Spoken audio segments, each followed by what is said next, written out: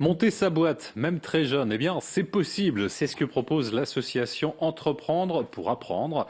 Ça s'adresse à tous les collégiens, lycéens, étudiants de 14 à 26 ans. Et aujourd'hui, au conseil départemental de Meurthe-et-Moselle, à Nancy, 26 équipes de mini-entrepreneurs s'affrontaient dans un championnat régional. Cécile Boisson et Bruno Courteau.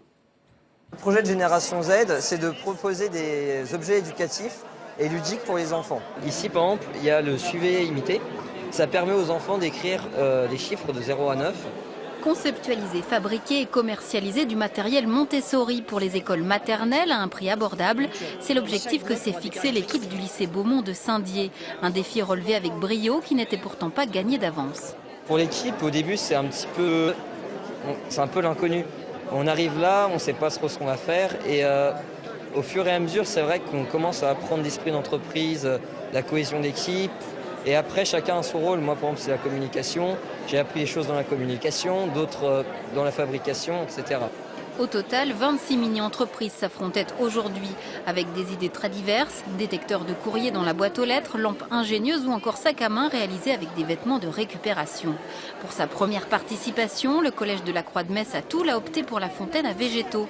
Dans l'équipe, des élèves parfois en grande difficulté, rassemblés autour d'un même objectif. Ça donne une responsabilité surtout.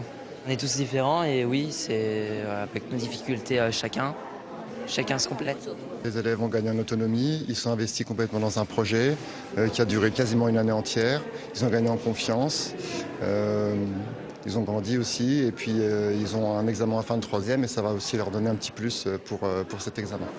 Après une année d'existence, la mini-entreprise fermera ses portes. Mais le sens de l'initiative et le goût des responsabilités développées par ces mini-entrepreneurs leur sera sûrement très utile dans leur vie professionnelle. Et je l'apprends à l'instant, le lycée Beaumont de Saint-Dié, l'école de la deuxième chance de Toul et le collège de Nomny iront en finale à Paris. Bravo à eux. Restez avec nous, le 19-20 se poursuit. Retrouvez toute votre